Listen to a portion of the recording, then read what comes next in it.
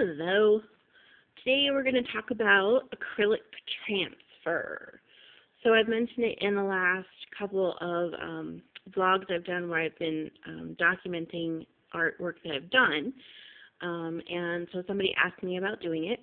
I did do a write-up in the blog with some photos a while back of tape transfer and a little bit with the acrylic, but I thought I would really do a vlog. Even though this is a quickie, I could really try to show you what I'm doing. So I'm using Golden's acrylic. You can use the semi-gloss or the soft glossy, whatever you like. Each one gives you a little bit of a different consistency. So, you know, play around, experiment, see what you like.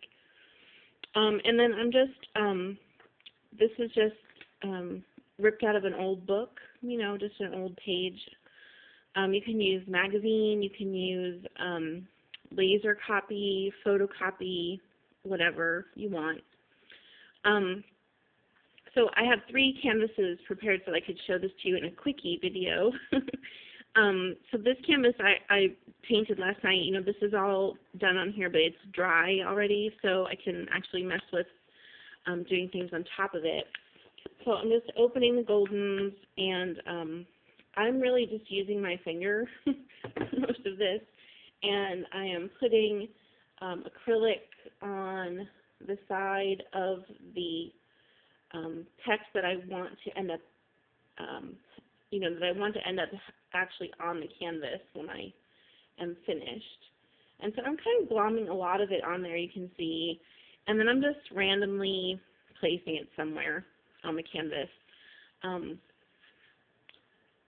am going to smush it down really flat, and you'll see that the acrylic sort of squishes out the sides, and that's fine. You can either leave it.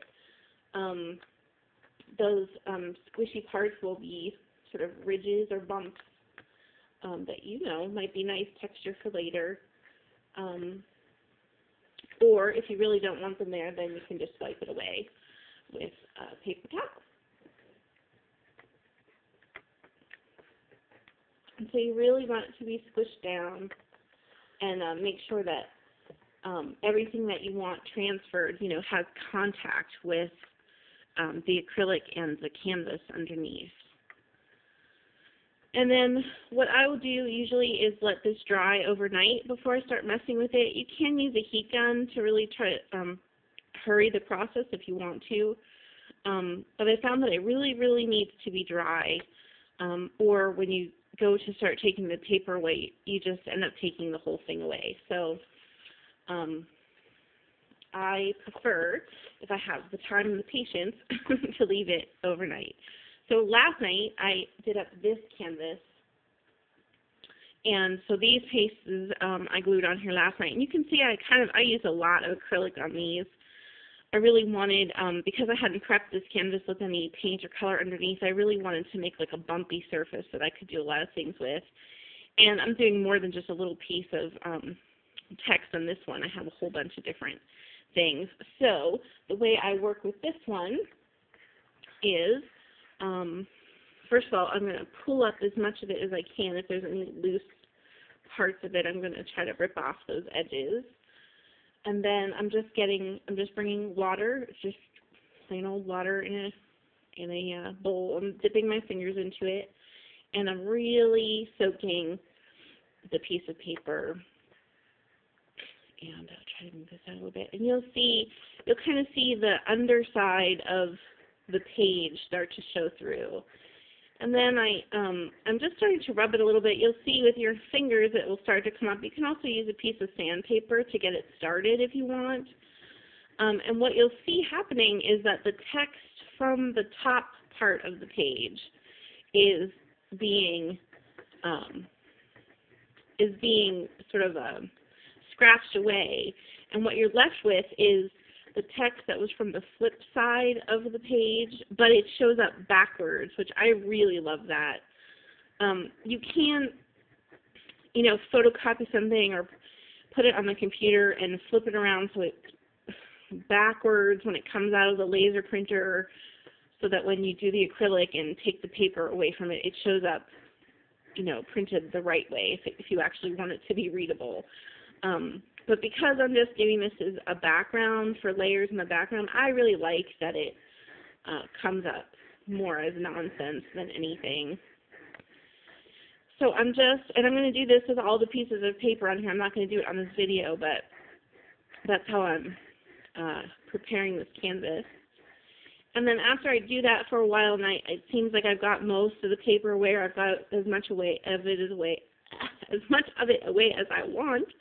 I'm just using a paper towel to kind of wipe it. I will throw all those little globs of paper away later. And then I don't know if you can see, I will try to see if I can get this focused right, but so what's coming through is all the backward text. So you can actually see the paper has been scratched away so that you actually see the canvas through it. And so I wanted to make this a fast video, so I'm not going to do it with this one, but I have another one that I scratched away last night. And so I scratched it away and painted over it.